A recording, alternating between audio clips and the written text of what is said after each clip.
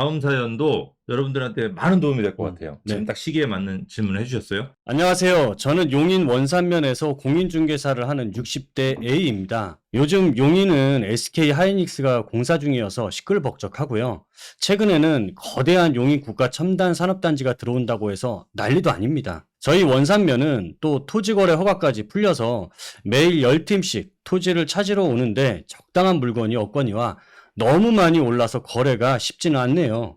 제가 여쭤보고 싶은 건요. 저희 처가가 서울 강북구인데요. 저희 와이프가 개인적으로 여러 가지 이유로 강북구 근처로 몇 년 후에 이사 가기를 원하고 있습니다. 서울에 아파트가 많이 하락을 해서 지금 전세를 끼고라도 사두는 게 좋을 것 같은데 최근 전세 가격이 계속 하락한다는 뉴스를 접하니 전세가 더 떨어질까봐 걱정되기도 하고요. 최근에 서울 집값이 회복한다는 뉴스를 보기는 했지만 다시 조정되고 있다는 기사가 나가기도 하고 용인하고는 사뭇 다른 분위기라 쉽게 결정하기가 어렵습니다.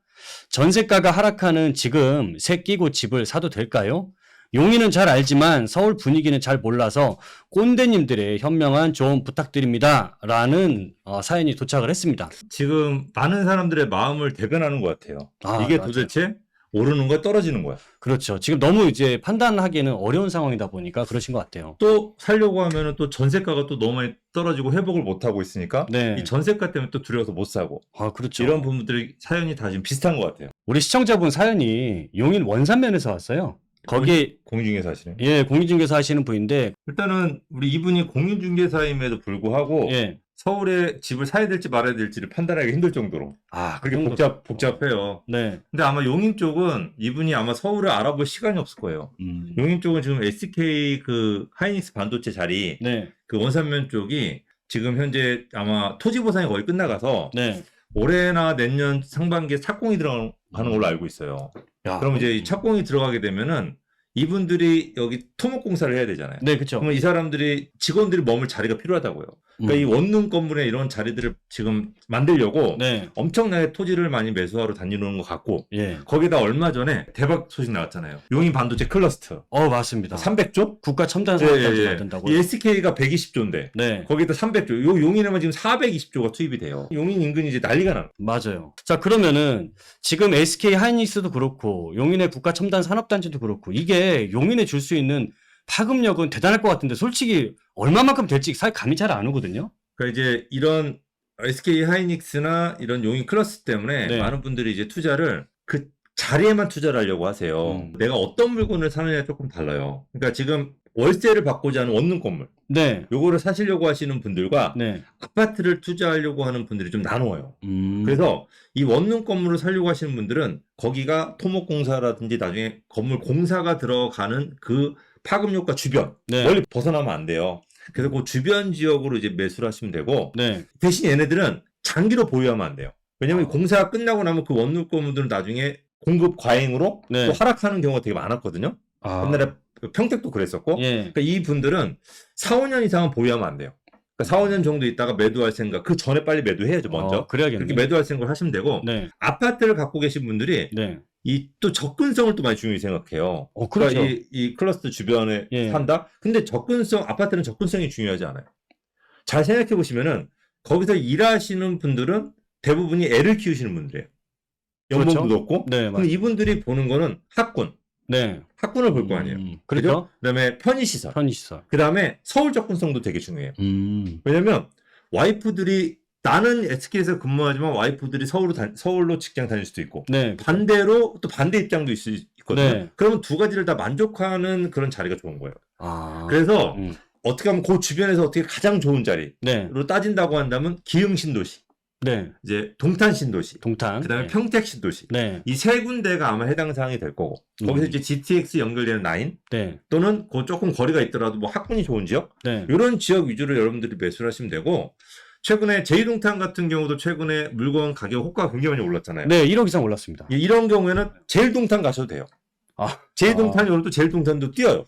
순서의 차이가 있지만 네. 그래서 어쨌든 가장 저렴하게 투자할 수 있는 거를 매수하시면 좋다. 그러니까 용인 쪽 파급력과는 이제 그렇게 보시면 될 것 같아요. 정리가 된 것 같습니다. 네. 자, 그럼 먼저 우리 시청자분이 궁금하시는 게 어떤 지역을 말씀드리기 전에 서울을 지금 사도 괜찮은 걸까요? 그러니까 이 서울을 지금 사도 되는 거는 네. 저는 서울을 어디를 사느냐에 따라 달라요. 물론 이분이 이제 강북구를 산다고 했지만은 네. 저는 이렇게 말씀드리고 싶어요. 2027년도에 네. 서울이 확실히 상승할 거라고 얘기하시는 전문가들이 굉장히 많아요. 그러니까 되게 보수적인 하락을 얘기하시는 분들도 2027년에는 서울이 뛴다고 얘기를 해요. 네. 그러면 나는 이제 궁금한 게 그러면 언제 사냐 이거예요. 나는 언제 사냐 이거. 나 이게 중요해. 왜냐면 2021년도에 확실히 뛰면은 지금 사서 2027년도에 팔아야 되는 거 아니에요? 이렇게 생각을 해야 되는데 2027년도에 뛴다고 하면 2027년도에 살려고 한단 말이에요. 보통 그때가 제일 좋다라고 생각을 그러니까 하니까. 잘못 생각하는 거예요. 예. 그러니까 지역마다 매수하는 시기가 달라요. 야, 예를 들어서 네. 자, 용산에 우리 국제 업무지구 아시죠? 그렇죠. 이 국제 업무지구 당분일의 최대 사업이란 말이에요. 그렇죠. 이 국제 업무지구는 2024년에 착공이 들어가요. 그러면 2025년에 엄청난 바람이 불 거라고요. 그럼 2025년도에 가장 많이 뛰거든요. 네. 그럼 이 지역은 언제 사야 될까? 그럼 지금 사야 되는 거 아니에요? 그죠? 지금 사서 예. 2026년도에 팔면 되는 거예요. 그렇죠. 몇 예, 년? 예, 그렇게. 네. 또 강남에 삼성역 복합센터 지금 개발하잖아요. GBC. 그러니까 삼성역 복합센터가 뭔지는 여러분 찾아보세요. 그럼 거기가 2026년에 완공을 해요. 네. 그럼 삐까뻔쩍하게 2026년도에 거기에 엄청난 게 들어서 있는 거예요. 그럼 이건 언제 사야 될까? 이것도 지금 사야 되지 않을까요? 그러니까 그렇게 생각하면 네. 그죠? 그런데요. 중구의 녹지 생태 도심이 지금 공사 중에 있어요. 세운상가가. 네, 맞아요. 그럼 이 세운상가가 2026년에 완공을 해요. 네. 그럼 얘는 언제 사야 될까? 야, 지금 빨리 사야 될 것 같아요. 언제 팔아야 될까? 그때 팔아야죠. 좋을 그러니까. 때. 또 한강 그레이트 한강은 네. 우리 한강변 쪽 좋다고 하잖아요. 네, 그래서 그렇죠. 오세훈 서울시장이 그레이트 한강이라고 또 서울시에서 야심차게 개발한단 말이에요. 네. 그럼 한강변이 엄청나게 좋아질 거야. 그렇죠. 근데 이게 지금 용역에 들어갔어요. 음. 그러면 이 용역이 늦어도 1년 반. 네. 그러니까 한 2년 정도면 여기 확실한 개발 계획이 나오는 거거든요. 네. 그러면 얘는 언제 사서 언제 매도하는 게 좋을까? 그럼 확실한 개발 계획이 나오기 전에 사야 될 것 같아요. 그때쯤 해서 될 것 같아.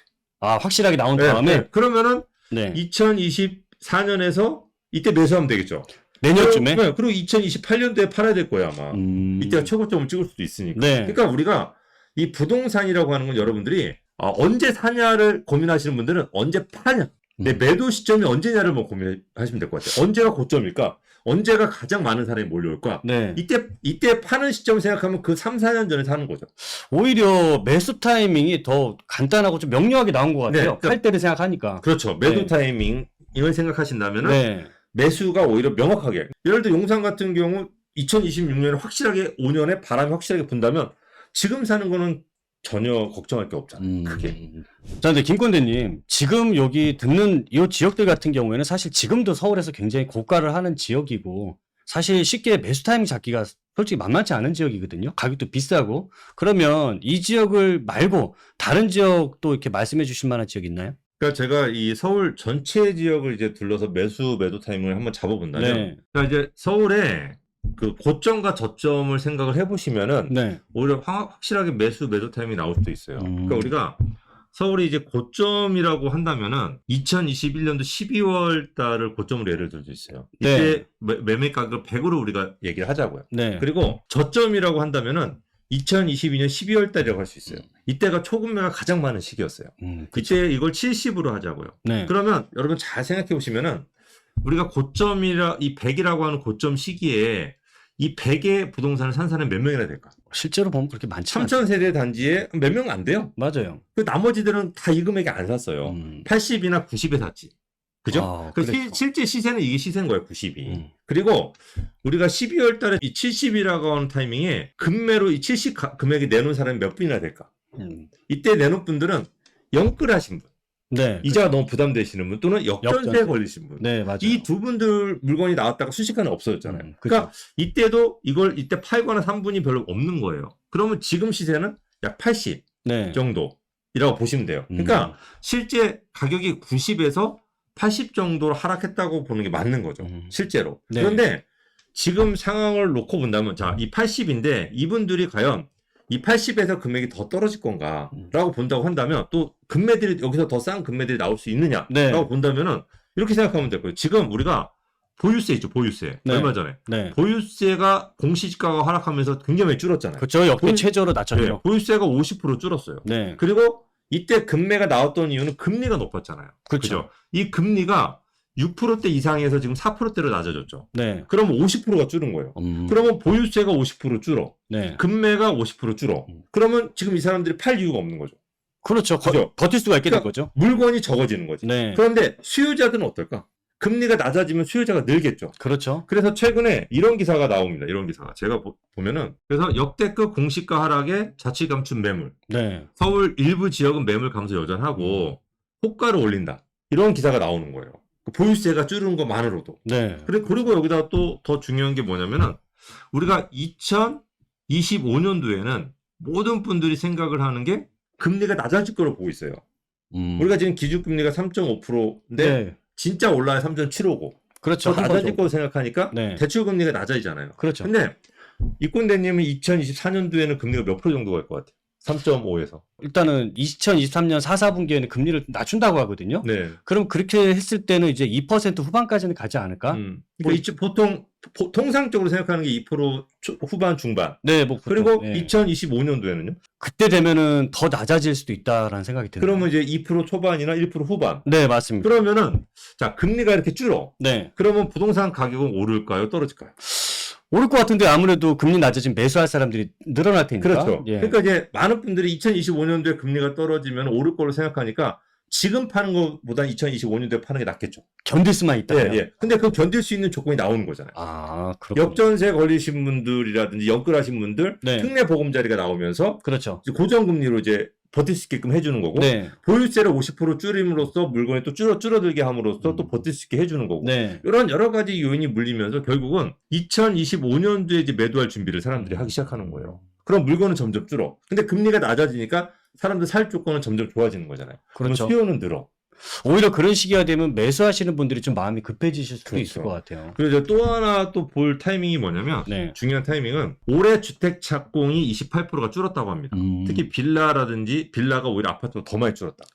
이 얘기가 무슨 얘기냐면 네. 그 지금 2023년에 분양을 하시는 분들은 이 준비를 2021년부터 이미 했어요.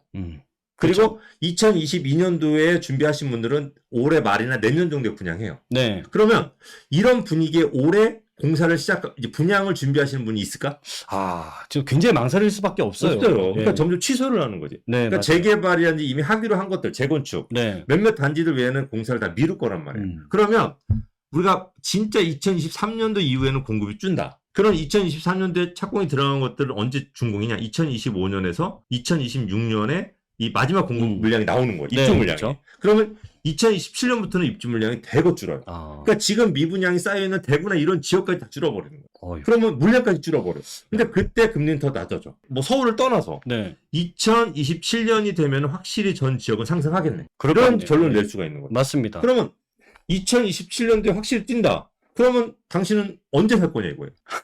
언제 사서 팔 거냐 이거예요. 그렇죠. 저는 일단 좀 전에 우리 배웠잖아요. 네. 이분들님한테 좋은 시점에 파는 거고 지금처럼 약간 사람 망설일 때 좀 싸게 살 수 있는 거 지금 시점일 것 같아요. 그럼 지금 샀다가 4년 뒤에 파는 거죠. 그렇죠. 그러니까 네. 2023년도나 4년도에 사야 돼요. 그러면 2023년도에 사는 게 유리할까? 2024년도에 사는 게 유리할까? 2023년도가 유리하지 않을까요? 그렇게 생각을 하는데 왜 근데 그 사람들이 그렇게 못하냐면 네. 가장 중요한 이유가 전세가 때문에 그래요. 아. 전세가가 안 뛰고 너무 부담되니까. 맞아요. 그래서 요새 너무 엉망이에요. 네. 전세가. 그래서 저희가 예. 이 전세가가 안 뛰는 이유를 저희가 한번 봐야 돼요. 네. 그래서 자, 우리 전세가가 하락한 이유. 대출금리 상승이잖아요. 아, 너무 높게 올랐죠. 대출금리가 그 당시에 우리 김 무슨 의원이 네. 네버랜드 사태 폭탄 발언하면서 무슨 대출금리가 우리 기준금리가 2.2% 후반대였는데 네. 거의 4%대 기준금리 이상이 나왔어요. 대출금리가. 그 당시에 제가 본 기사 중에요. 대출금리가 8%까지 간다 그랬어요. 예. 그러니까 전세가 당연히 하락할 수밖에 없죠. 그렇죠. 근데 그 6%에서 8% 하던 대출금리가 네. 지금 3%에서 5%로 줄었어요. 맞습니다. 약 50% 이상이 줄었죠. 그러면 전세가 어떻게 될까? 다시 이제 월세 쪽으로나 갔던 사람들이 다시 전세 쪽으로 넘어오겠죠. 그렇죠. 네. 그래서 전세 하락 이유를 저희가 생각을 하면은 네. 금리 상승, 공급 과잉이잖아요. 네, 그렇죠. 근데 이제 금리가 하락세로 확실하게 대출 금리가 네. 하락세로 확실하게 접어들었고 그다음에 공급 과잉 자체도 점점 줄고 있잖아요. 서울 같은 경우는 또 공급 입주 물량이 굉장히 줄고 그렇죠. 물론 강남 일부 일대는 입주 물량이 많아요. 근데 그 입주 물량이 많은 강남도 금리가 하락하면서 전세가가 또 뛰고 있어요. 그러니까 그렇죠. 이게 강남이 물론 공급이 올해 또 내년까지 많아서 네.